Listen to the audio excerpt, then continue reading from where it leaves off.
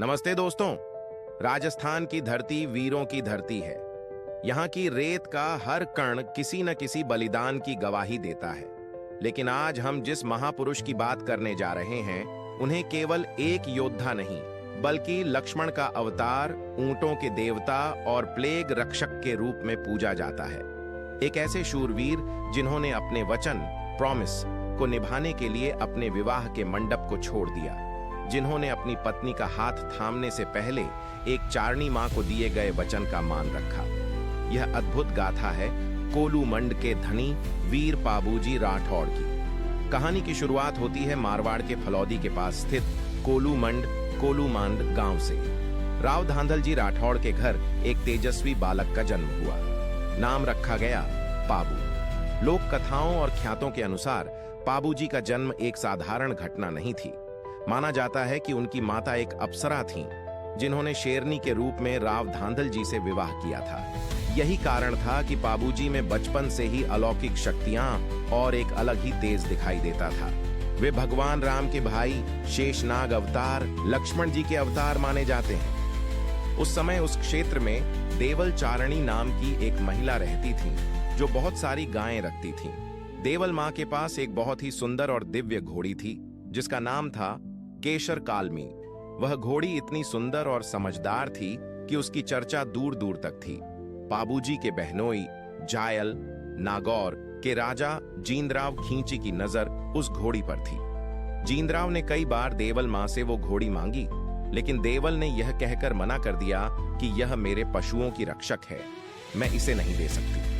जींदराव खींची को यह इनकार बर्दाश्त नहीं हुआ और उसके मन में देवल और पाबूजी के प्रति द्वेष की भावना जाग उठी। इधर पाबूजी महाराज को भी केशर कालमी बहुत पसंद थी। एक दिन पाबूजी ने देवल मां से वह घोड़ी मांगी। देवल जानती थी कि जींदराव खींची घात लगाकर बैठा है।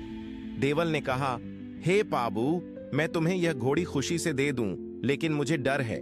तुम्हारा बहनोई जींदराव मेरी गायों को चुराने की फिराक में है।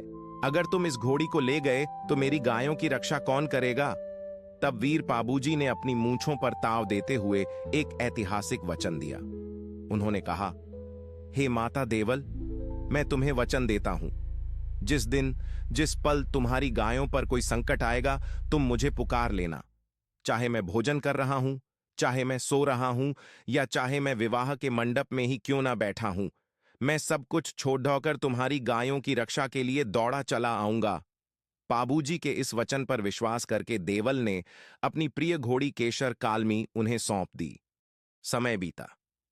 पाबूजी के विवाह की घड़ी आई।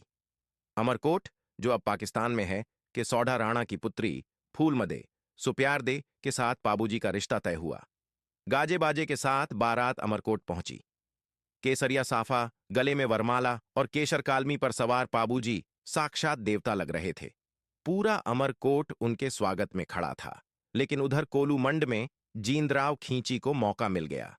जैसे ही उसे खबर मिली कि पाबूजी और उनके वीर साथी बारात लेकर दूर गए हैं, उसने अपनी सेना के साथ देवल चारणी के बाड़े पर हमला कर दिया। उसने बूढ़ी देवल को पीटा और उसकी सारी गायों को हाँक कर ले गया। देवल मां रोती बिलखती रहीं, लेकिन उनकी सुनने वाला कोई नहीं था। तब उन्होंने पाबूजी को याद किया। इधर अमरकोट में विवाह की रस्में चल रही थीं। मंगल गीत गाए जा रहे थे। पाबूजी और फूलमदे अग्नि के समक्ष बैठे थे। पंडित मंत्र पढ़ रहे थे। पहला फेरा हुआ, दूसरा फेरा हुआ, तीसरा फेरा हुआ। जैसे ही चौथा फेरा शुरू होने वाला था, तभी एक अद्भुत घटना घटी।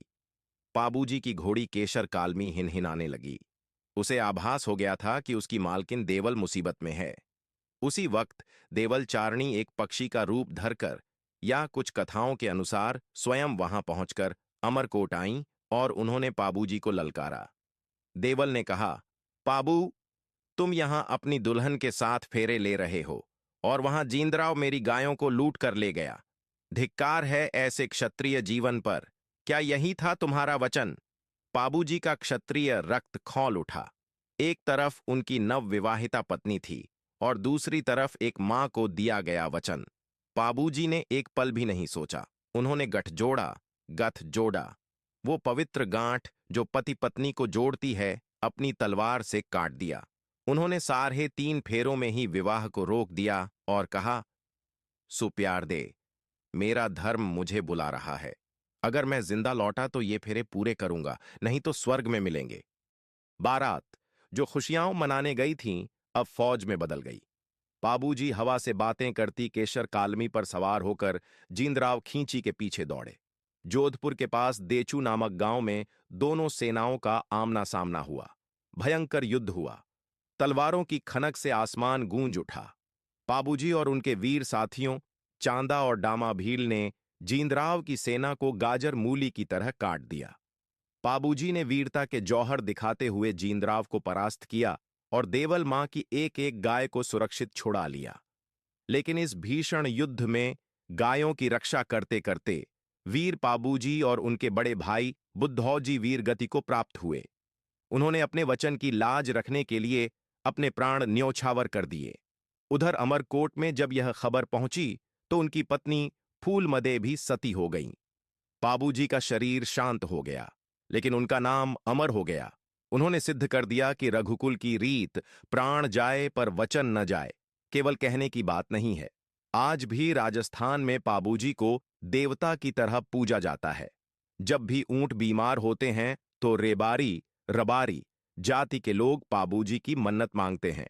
भोपा भोपी रावण हत्था वाद्ययंत्र के साथ पाबूजी की फड़ पेंटिंग का वाचन करते हैं।